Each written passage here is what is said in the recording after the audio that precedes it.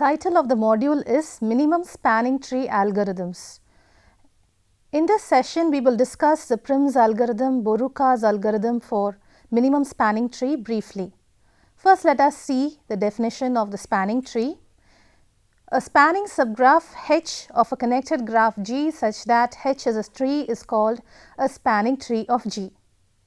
Once again, let us recall the weighted graph. The weighted graph is, let G be a connected graph, each of whose edges is assigned a number called the cost or weight of the edge. We denote the weight of an edge E of G by W of E. Recall that such a graph is called a weighted graph. Now, let us see the definition of a minimum spanning tree. A spanning tree of G whose weight is minimum among all spanning trees of G. Such a spanning tree is called a minimum spanning tree, also denoted as MST. Let us see some results based on the MST theorem. If all edge weights in a connected graph G are distinct, then G has a unique minimum spanning tree. Proof: let G be an arbitrary connected graph with two minimum spanning trees T and T dash. We need to prove that some pair of edges in G have the same weight.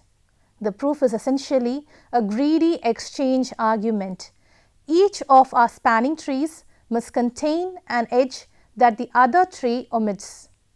Let E be the minimum weight edge in T difference T dash, and let E dash be a minimum weighted edge in T dash restricted to T, breaking ties arbitrarily. Without laws of generality, let's suppose that W of E is less than or equal to W of E dash. The subgraph T dash union E contains exactly one cycle C which passes through the edge E. Let E double dash be any edge of the cycle that is not in T. At least one such edge must exist because T is a tree. We may or may not have E double dash is equal to E dash. Because E belongs to T, we immediately have E double dash not equal to E, and therefore E double dash belongs to T dash restricted to T. It follows that W of E double dash is greater than or equal to W of E dash, which is greater than or equal to W of E. Now consider the spanning tree T double dash, which is equal to T dash plus E minus E double dash. This new tree T double dash might be equal to T. We immediately have W of T double dash is equal to W of T dash plus W of E minus W of E double dash, which is less than or equal to W of T dash. But T dash is a minimum spanning tree, so we must have W of T double dash is equal to W of T dash. In other words, T double dash is also a minimum spanning tree. We conclude that W of E is equal to W of E double dash, which completes the proof. The problem of finding a minimum spanning tree in a connected weighted graph is called the minimum spanning tree problem. The importance of the minimum spanning tree problem is due to its applications in the design of computer, communications and transportation networks. The history of this problem was researched by Ronald L. Graham and Pavel Hell in 1985. They concluded that the minimum spanning tree problem was initially formulated by Otakar in 1926 because of his interest in the most economical layout of a power line network. He also gave the first solution of the problem. Prior to, however, the anthropologist Jan Sanowski's work on classification schemes led him to consider ideas closely related to the minimum spanning tree problem. Over the years, this problem has been solved in a variety of ways using a number of algorithms. One of the best known was discovered by Joseph Bernard Kruskal, 1928 to 2010.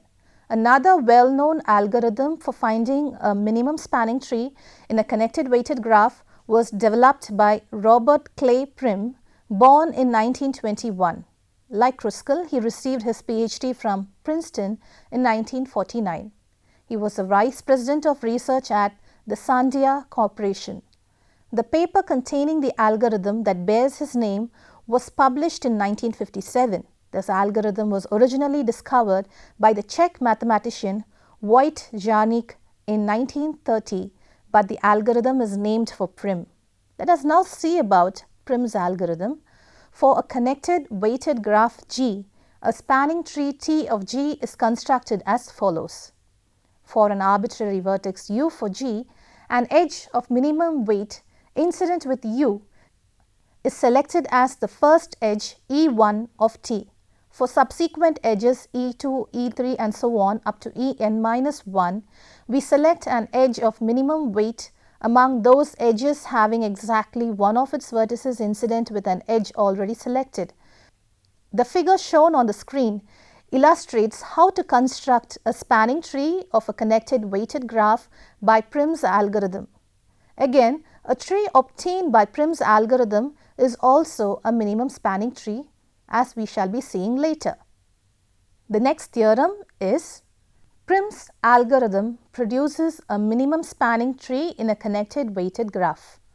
The Prim's algorithm is: let G be a graph on n vertices. Select arbitrarily any vertex. Call it V1. Choose the edge of minimum weight among the edges incident at V1. Call the other end of this edge as V2. Consider the tree V1, V2 as a subgraph of G. Choose the edge of minimum weight among the edges incident on V1 and V2 and such that the order of the end vertex V3 of this edge is in G minus V1, V2. Consider the tree V1, V2, V3 as a subgraph of G. Choose the edge of minimum weight among the edges incident on V1, V2 and V3 such that the other end vertex V4 of this edge is in G minus V1, V2, V3. Proceeding like this, we get a tree V1, V2, V3 and so on up to Vn. This tree is clearly a spanning tree of a minimum weight of the graph G and so is an optimal tree of G. We shall now see the Prim's algorithm to calculate the minimum spanning tree of a graph. You can see a graph on this board here. I am going to lead you step by step as to how the Prim's algorithm works in order to arrive at a minimum spanning tree. Now here I have these vertices and these are all weights of the graphs. So there are A, B, C, D, E, F, G and corresponding to every edge there is a weight assigned to all the edges. So it is a weighted graph. And in this weighted graph, I am going to find a spanning tree such that the combined weights of the graph of the minimum spanning tree that we will be finding is minimum. So that is the main point of this exercise. And so let us now start. We have A, the vertex A is here. I am going to choose the vertex A. So I am putting S to be, in step 1 I take A inside the set S. And then after V minus S, so the difference V difference S is now B, C, D, E, F and G. So remaining vertices, all the remaining vertices are here. And now the edge set A is empty.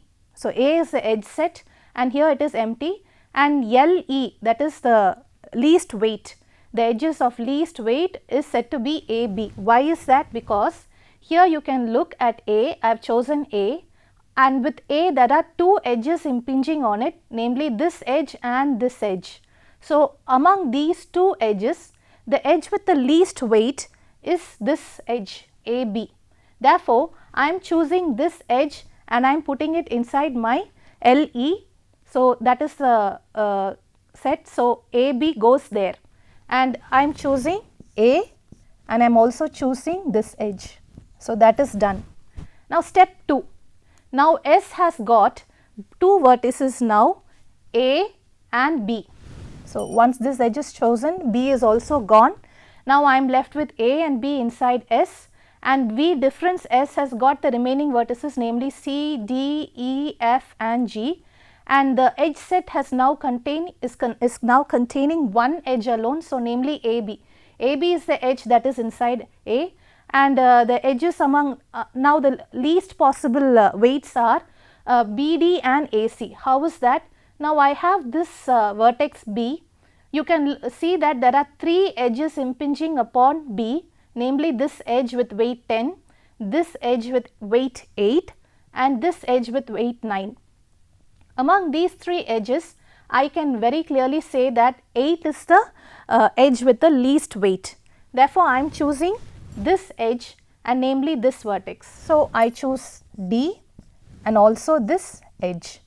So, you can put that inside the next set. So, A, B, D are done. A, B and D are done, and the remaining vertices are C, E, F and G as I have shown in this line, and then finally and A, the edge set has got AB and BD. So, that also has been put here.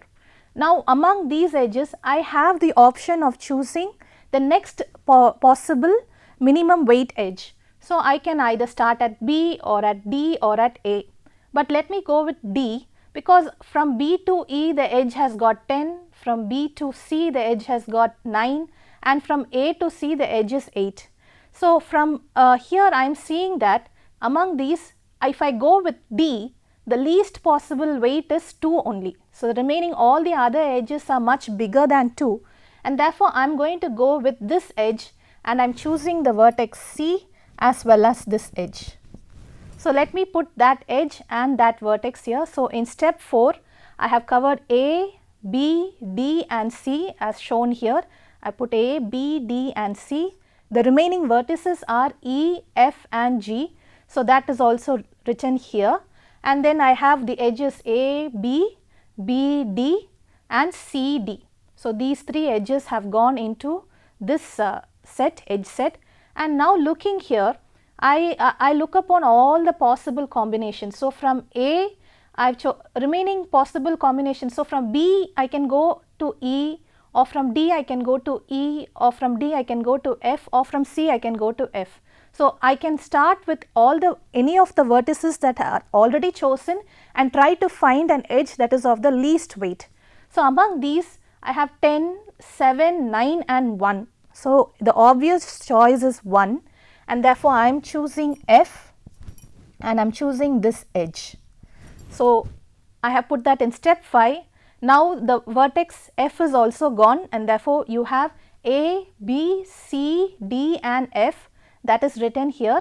The remaining vertices are only E and G, which have not been covered by the algorithms yet.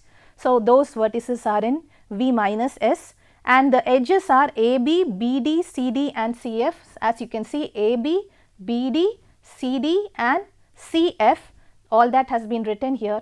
And now from here I have the option of going from B or D or F in order to grow the tree. The main purpose of Prim's algorithm is that you grow the tree by choosing those edges of minimum weight. And among these possibilities, so there is 10 here if I go from B, there is 7 here if I go from D, and there is also this possibility, but this is already chosen, therefore we should not look at this. But from F, if you look here, there is an edge of weight 2, and that seems to be the most optimum choice because it is the least, and therefore I am going to go with this vertex and this edge, as you can see here. So, this has been chosen and I am putting that here. So, the next edge to be chosen is FG, and in step 6 we are done with A, B, C, D, F and G, as you can see here, and the remaining vertex is only E, which is standing here, and then all the edges that we have already chosen have been highlighted in A. And now the possibilities are I can go from F to E or from G to E, but among these the only way that I can do this is this is the least way. This is the least possible weight. Out of 5 and 6, obviously 5 is least, and therefore instead of going from G to E, I can go from F to E. B to E is again a very wrong choice because the weight is 10. So, you cannot go from B to E in order to grow the tree. Therefore, from F to E I am going. So, now I have chosen E, I am choosing this edge, and that is how we come to step 7. All the vertices have been covered, A, B, D, C, F, G, E. The remaining vertices are none, empty set, and then the edge set is AB, BD, CD, CF, FG and FE. As you can see, AB, BD, CD, CF, FG and FE. Clearly this is a tree. If you want, you can simply draw like this.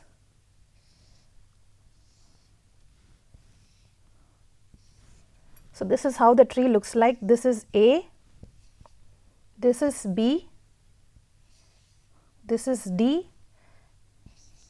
C, F,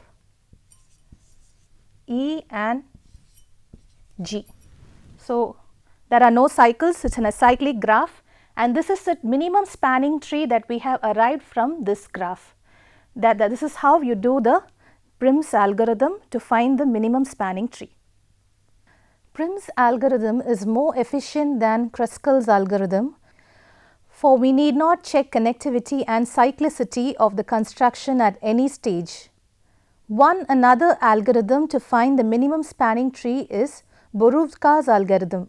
The oldest and arguably simplest minimum spanning tree algorithm was discovered by the Czech mathematician Otakar Borůvka in 1926, about a year after Jindřich Saxel asked him how to construct an electrical network connecting several cities using the least amount of wire. The algorithm was named after Gustav Shockway in 1938, rediscovered again by a team of Polish mathematicians led by Joseph Lukasiewicz in 1951 and rediscovered again by George Solin in 1961. Although Solin never published his rediscovery, it was carefully described and credited in one of the first textbooks on graph algorithms. As a result, this algorithm is sometimes called Solin's algorithm. In a similar way to Kruskal's, we join connected components of a forest at each iteration. Every component tracks the minimum cost edge, leaving it. At each iteration, we add these edges to the forest and update the tracked edges.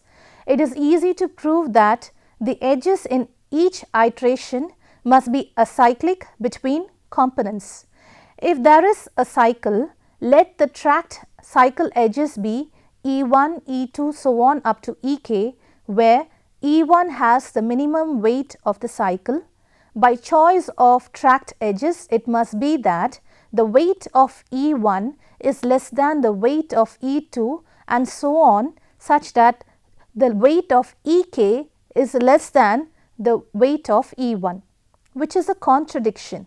Let the number of components be k. At each step, Borůvka's algorithm at least halves the number of components. In the worst case, there are k by 2 unique edges tracked and k by 2 components after joining. In the best case, there are k minus 1 unique edges and only one component remains after joining. Borůvka's algorithm therefore runs in order of m log n time. Log n iterations check all the edges per iteration. The correctness for Borůvka's algorithms are discussed in this theorem. The theorem states that for any cut S bar, the minimum weight edge in the cut must be in the minimum spanning tree. Assume for contradiction that in some cut S bar, the MST T does not choose the minimum weight edge E star. If we add E star to T, we get a cycle C. Obviously, some other edge of the tree also in the cycle crosses the cut. For all other edges E belonging to C intersection S bar, E not equal to E star, we have that the weight of E is greater than the weight of E star by our assumption on the uniqueness of weights. It follows that the tree formed by replacing any such E and with E star has strictly lower weight but remains spanning and connected. This contradicts our assumption that T was an MST, so for all cuts T must include the minimum weight edge. The next theorem is that for any cycle C in the graph, the maximum weight edge in C cannot be in any minimum spanning tree. Proof: consider any cycle C with the maximum weight edge E and assume for contradiction that E is in the minimum spanning tree T. Consider the cutoff T S, S bar is equal to E. Both sides of the cut are connected. Since there are no cycles in T, at least one other edge E dash belonging to C spans S bar and E dash does not belong to T. By choice of E, the weight of E is greater than the weight of E dash. Replacing E with E dash in T therefore gives a connected spanning tree with strictly lower cost, a contradiction to our choice of T. It follows that the maximum weight edge of any cycle is in no minimum spanning tree. So, we shall now see the Barakas algorithm. For this graph, I am going to lead you step by step as to how to arrive at a minimum spanning tree. Now, write down the list of components. For this graph, we have A, B, C, D, E, F, G, H, I, J, K, L. So, these are the vertices and these are the edges, and each of these edges are having a weight. And the first step of Barakas algorithm is to highlight the cheapest outgoing edge for every node in the list. So, for every node here, you need to choose the cheapest edge. So, from A to B and from A there are two edges going out. So, it is 1 and 7. The choice between 1 and 7 is quite obvious. You go for 1. Therefore, that is what we have chosen here, and we have shown this edge to be 1. So, from A the edge to be chosen is 1. Then we see B, there are 3 possibilities 2, 8 and 9. Again obvious, quite obvious, you have to choose the edge with the minimum, the cheapest weight, or the cheapest edge, or the edge with the minimum weight. So, this is why we choose B, C. So, and this edge is chosen, and that is why we have written it here. And next step is C. For the C, it is 1, 3, 2 possibilities, and out of 1 and 3 we need to choose 1 because that is the cheapest edge, and that is why you have highlighted C, H as the edge here.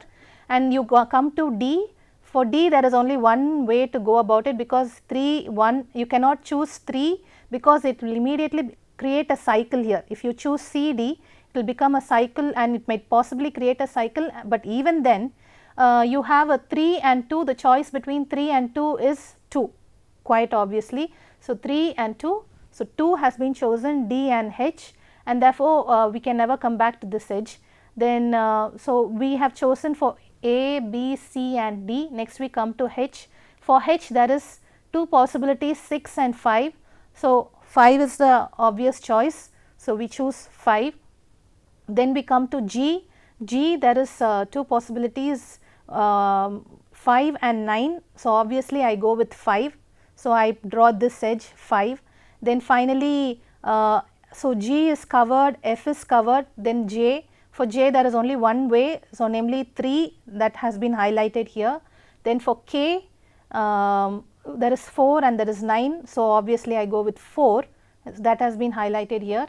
And finally, I come to E. E, there is only one way to do it. So, there is 4, and therefore, that has been highlighted. So, I have covered all the vertices. I have covered all the vertices in this graph, and I have highlighted the edge, that is the cheapest edge. For every single vertex, I have done this calculation. I have checked which is the cheapest edge, and I have highlighted. And the highlighting has been done in such a way that I have shown that there are 3 components while doing this, and it is a disconnected graph as of now. It is a disconnected graph. We still have not arrived at the minimum spanning tree. It is only a disconnected graph with this component highlighted in red. This is one component. The component highlighted in black is one component, and the component highlighted in blue is another component. So, 3 components. Among these 3 components, again I have to repeat the process in such a way that I choose the cheapest edge outside the component.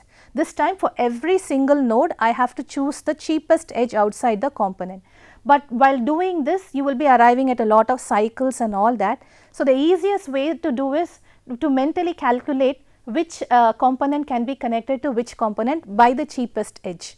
And therefore, I am going with let us look at this component. So, A, B, C, D, H, L, and this C and H have a cross edge, and this component can be connected with E or with this component, or it can be connected with this component. Using B and F you can draw a connection, or between G and H you can draw a connection. There are plenty of ways you can create the minimum spanning tree, but let me go with A first.